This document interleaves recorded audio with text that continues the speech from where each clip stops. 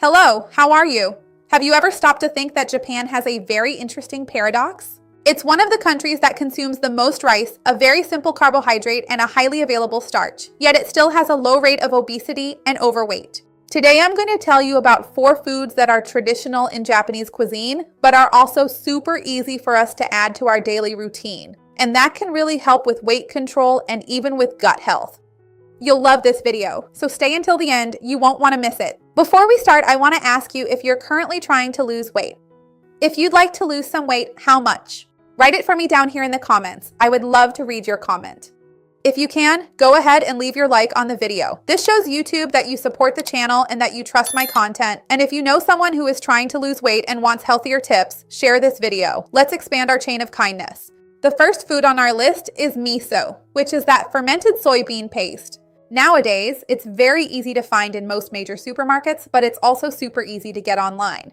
And this fermented soybean paste is fermented by a fungus known as koji in Japan. And the most interesting thing isn't exactly the ingredient itself, but the process, because during fermentation, koji acts like an enzyme factory. It has proteases that break down proteins and amylases that partially break down carbohydrates. So the food is already partially pre-digested, and this changes the way the body is able to absorb the nutrients. And that's a really interesting point. Besides that, there's also the fact that it's a fermented food. So when soybeans are in their raw form, they actually have more complex proteins and even anti-nutrients. But in miso, an interesting transformation occurs where the proteins become free amino acids, there are bioactive peptides, and the anti-nutrients are reduced. So because of this, one of the main compounds formed, look how interesting, is glutamic acid, which is responsible for that umami flavor, well seasoned, slightly salty. But beyond the flavor, this glutamic acid has a very interesting physiological role. It signals to the body that nutrients are arriving in the digestive tract and activates digestion in a more efficient way. Besides that, there's also the matter of habit, right? Because miso is a type of soup, which they consume as a broth, right? It's not even a soup, it's a broth. They consume it before main meals, and these main meals can even be breakfast. Their breakfast is very different from ours. So many times it appears as the first food of the day or the food that comes before the main meal. And this really changes the body's physiological response, right? Because when you start your meal with a hot liquid, rich in amino acids, your stomach ends up being activated, the vagus nerve starts receiving a satiety signal, and the pace of the meal slows down. So this automatically reduces overeating.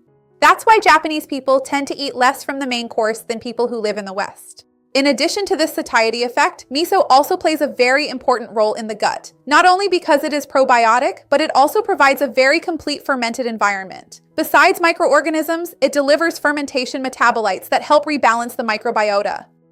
And when these substances reach the intestine, they stimulate the production of butyrate, which is a short-chain fatty acid that has very important effects on our gut. It improves insulin sensitivity, reduces inflammation, and strengthens the intestinal barrier. In addition, we already know that butyrate stimulates GLP-1, which is the same hormone that our own body produces, but is also present in those weight loss pens that are so talked about these days. Just to remind you, miso is a fermented food. If you really can't find it to include in your daily routine, other fermented foods are also important for our health and can improve intestinal function, such as kefir, homemade yogurt, fermented foods, cabbage, apple, and oats. I have videos here on the channel teaching how to make homemade fermented foods, and I'll leave them down below in the description for you. The second food on our list is matcha, which is also very well known these days and is really green, right? A lot of people are using it. It's a type of highly concentrated green tea. Unlike regular green tea, you consume it with the whole leaf. So they take the entire leaf, grind it up, and then you add it in powder form to your recipes, drinks, and so on.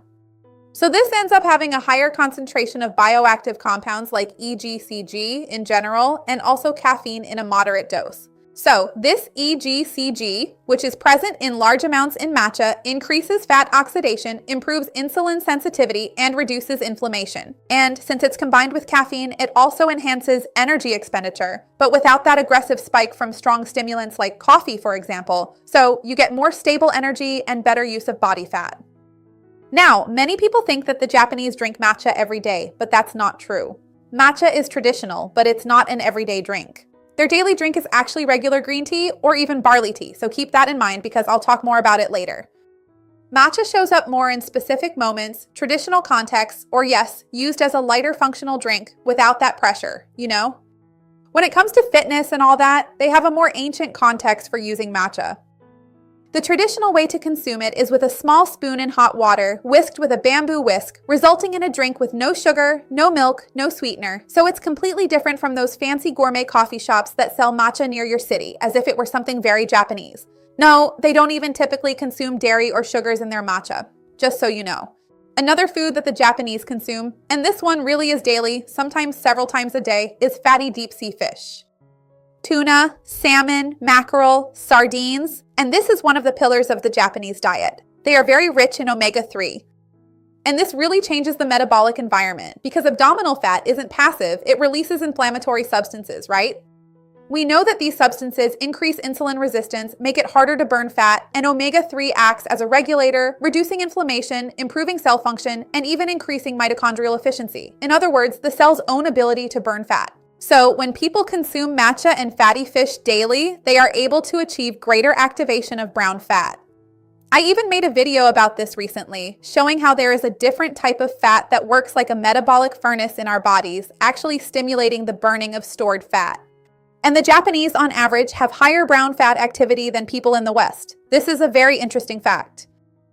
So they basically consume this every day, right? We know that the foundation of Japanese food is the fish. So this can increase thermogenesis, reduce inflammation, and improve mitochondrial function. Besides being an ultra-premium protein, it also helps regulate the glycemic index of the meal because it contains both protein and healthy fat. So it ends up being a great way for you to add a bit of this ancient tradition to your daily life. Oh, Patricia, but I can't eat salmon every day. It's expensive. It really is expensive. These fatty fish are pricier, especially because their fishing is more specialized, and anyway, they are premium fish. What you can do in your daily life is use canned fish in water and salt. Salmon itself sometimes comes canned, but tuna, sardines, and I suggest you use the ones in water and salt because they will have fewer added calories and less alteration in the fat proportions. Because when you take this fish that is rich in good fats, omega-3, and you add oil to preserve it, you change the ratio of healthy fats. So that is not the idea here. The idea really is that we manage to include it in our routine at least twice a week, which is a good average. Remember I told you that besides green tea, one of the drinks the Japanese consume almost daily is barley tea? So barley is another staple of the Japanese diet, not just as tea, but they also add it to rice. A lot of people don't know that. Barley is very rich in beta-glucan, a very interesting fiber that forms a gel in the intestine, reduces glucose absorption, lowers cholesterol, and also improves the gut microbiota. So they tend to have a more stable glycemic curve, meaning that even though they consume more rice, the metabolic impact is completely different. And there's also the fact that they often add barley to the rice. It's not a large proportion, usually around 20% barley to 80% rice, and they mix it all together when they eat it. So it ends up having more protein, more fiber, a different glycemic response even for the rice itself, which people sometimes think they eat plain every day. Also remember that you can choose to add these drinks and foods to your daily routine, or not, all of them, or just one, or one on one day, two on another. The idea is to get inspired by this ancient and traditional diet, picking up tips and, well, different ideas for our own routine. Who knows, maybe you'll discover that you love barley tea and start having it with your lunch or dinner instead of coffee. So, there you have it. I hope you enjoyed it. Leave a like on the video, it really helps me out, and share it with anyone you think could benefit from it too. Let's expand our chain of kindness. That's what I want here on the channel. See you next time. Bye.